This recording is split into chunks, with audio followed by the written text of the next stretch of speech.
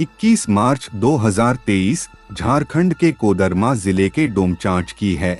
सोनाली साव उर्फ सोनी कुमारी को घर से निकले करीब 7 घंटे हो चुके थे, पर अब तक वह वापस घर नहीं लौटी थी। दिन के 11:30 बजे वह मां को थोड़ी देर में लौटकर आने की बात कह घर से निकली थी और जब शाम 5:30 बजे तक वह घर नहीं लौटी तो मम्मी पापा को बेटी को लेकर चिंता सताने लगी थी। धीरे धीरे संध्या पहर भी ढल चुकी थी।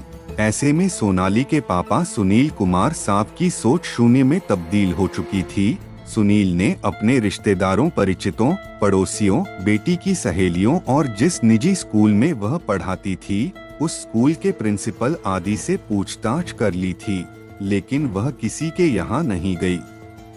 और तो और उसका मोबाइल फोन भी बंद आ रहा था। पहली बार ऐसा हुआ था जब सोनाली का फोन बंद आ रहा था, नहीं तो यदि उसे घर पहुंचने में तनिक भी देर हो जाती तो वह तुरंत मम्मी या पापा को फोन करके इन्फॉर्म कर देती थी। सोनाली की तरफ से मम्मी पापा को जब कोई जानकारी नहीं मिली तो वे परेशान हो गए। आजकल का समय कितना खराब चल रहा है, बहू बेटियां घर के बाहर कितनी सुरक्षित हैं, यह बात किसी से छिपी नहीं है।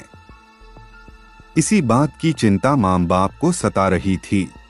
22 मार्च यानी अगली सुबह सोनाली के पापा सुनील कुमार डोमचांच थाने पहुंचे के थाना अधिकारी को बोलते हैं, सर मैं बहुत परेशान हूं बेटी को लेकर। कल दोपहर से उसका कहीं पता नहीं है। मेरी बेटी का नाम सोनाली उर्फ सोनी है। वह एक प्राइवेट स्कूल में पढ़ाती थी। कल 11:30 बजे के करीब अपनी मां से थोड़ी देर में लौटकर आने को कह घर से निकली थी। तब से अब तक वह घर नहीं लौटी और न ही उसका मोबाइल ही लगता है। इसे लेकर मुझे बड़ी चिंता खाई जा रही है कि बेटी के साथ कोई अनहोनी तो नहीं हो गई। बेटी का पता लगाने में मेरी मदद करें सर। सुनील कुमार थाने से उठकर बाहर आ गए और बेटी की गुमशुदगी लिखाकर वापस घर लौट आए। अपनी एफआईआर में इन्होंने दीपक कुमार साव और रोहित कुमार मेहता को नामजद किया था। उन्होंने यह आशंका जताई थी कि दीपक बेटी को बार बार फोन करके परेशान किया करता था। दीपक को पकड़कर कड़ाई से पूछताछ की जाए तो बेटी के बारे में जानकारी मिल सकती है। कई साल पहले दीपक सोनाली को उसके घर ट्यूशन पढ़ाया करता था। तब वह 12वीं क्लास में पढ़ती थी। तभी से दोनों एक दूसरे को जानते पहचानते थे। सोनाली के घर वाले भी दीपक को अच्छी तरह जानते थे।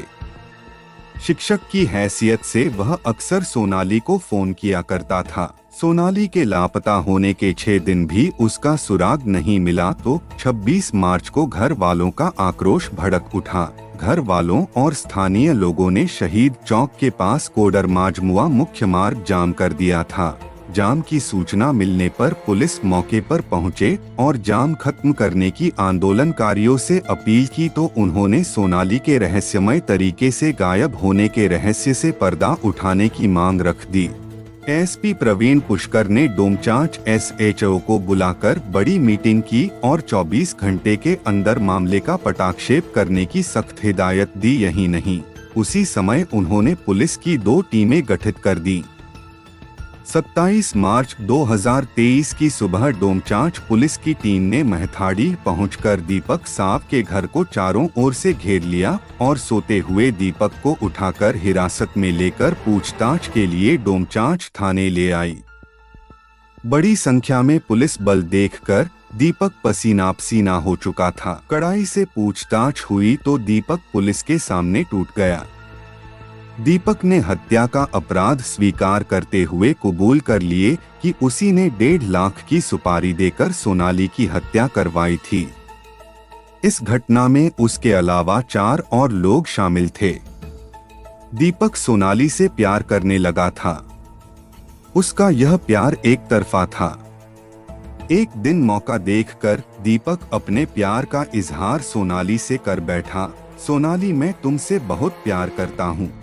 सोनाली ने बोला, ये क्या कह रहे हैं सर? मैं आपसे प्यार नहीं करता हूँ, आप ट्यूशन पढ़ने के लिए आते हैं। ट्यूशन कीजिए।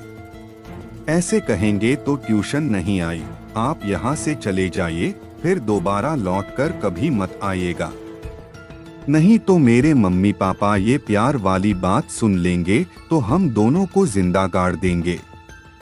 प्लीज सर, आप यहाँ से चले जाओ, मुझे आपसे कोई रिश्ता नहीं रखना है। दीपक गुस्सा होकर वहां से चला गया। 6 महीने पहले यानी सितंबर 2022 में सुपारी किलर भरत कुमार उर्फ कारू निवासी मजलीटांड थाना डोमचांच को 1.5 लाख रुपए में उसकी हत्या की सुपारी दे दी और पेशगी के तौर पर उसे 50,000 रुपए भी दे दिए। 6 महीने बीत गए थे मगर कारू अपने मकसद में कामयाब नहीं हो सका था। फिर दीपक ने ही एक दाव चला। वह जानता था इन दिनों सोनाली के घर वाले आर्थिक तंगी से जूझ रहे हैं, पैसों की उन्हें सख्त जरूरत है। इसी बात का लाभ उठाते हुए दीपक ने सोनाली से बात की कि उसके जान पहचान का एक बैंक है जो बिना किसी शर्त के लोन दे सकता है। अगर तुम लोन लेना चाहो तो मैं तुम्हें वह दिलवा सकता हूँ। जबकि दीपक का किसी भी बैंक वाले से कोई परिचय नहीं था। उसने सोनाली को झांसे में लेने के लिए पासा फेंका था जो सही जगह जाकर लगा था। सोनाली ने लोन लेने के लिए हामी भर दी थी क्योंकि उसे पैसों की सख्त जरूरत थी। 21 मार्च 2023 की है। दीपक ने सोनाली को सुबह फोन कर उसे मिलने के लिए बीरजामू के पास बुलाया। उस दिन सोनाली ने स्कूल से छुट्टी ले ली थी और घर पर ही थी। करीब 10:30 बजे सोनाली मां को दीपक सर से मिलने जाना है बताकर अपना पर्स और मोबाइल साथ लेकर निकली। उसने यह भी कहा कि वह काम पूरा होते ही 1-2 घंटे में घर वापस लौट आएगी। सोनाली पैदल ही 1.5 घंटे में बीरजामू पहुंची तो सड़क के बाईं पटरी पर एक 4 पहिया वाहन के पास ओट लगाकर दीपक खड़ा उसे देखकर मंद-मंद मुस्कुरा रहा था। सोनाली भी हौले से मुस्कुरा दी। फिर दीपक ने कार का दरवाजा बाहर खोलकर उसे बैठने का इशारा किया तो वह कार की आगे वाली सीट पर बैठ गई। कार की ड्राइवर सीट पर रोहित मेहता बैठा था जबकि पीछे की सीट पर भरत उर्फ कारू, संजय मेहता, संतोष मेहता और दीपक बैठा था। दीपक का इशारा मिलते ही कार फर्राटा भरने लगी थी। हालांकि पहले से कार में बैठे लोगों को देखकर सोनाली चौंकी थी, लेकिन बाद में दीपक ने सोनाली से अपना पुराना दोस्त कहकर परिचय दिया तो वह सामान्य दशा में आई थी। रोहित जब कार लेकर सुनसान इलाके की ओर बढ़ा तो सोनाली घबरा गई और उसने दीपक से पूछा कि वह उसे कहां लेकर जा रहा है। ये रास्ता तो शहर की ओर नहीं जाता है। इस पर दीपक ने जवाब दिया, तुम ठीक सोचती हो, ये रास्ता शहर की ओर नहीं मौत की ओर जाता है। कहते हुए सनकी प्रेमी दीपक ने पास में रखे मोबाइल चार्जर की केबल से गला कसकर उसे मौत के घाट उतार दिया और गाड़ी नीरू पहाड़ी खदान की ओर चलने का इशारा किया। कार नीरू पहाड़ी खदान की ओर मोड़ दी। वह इलाका बिल्कुल सुनसान था। खदान के पास पहुंचकर पांचों कार से बाहर निकले। कार में पहले से रखे प्लास्टिक की बड़े आकार की बोरी निकाली।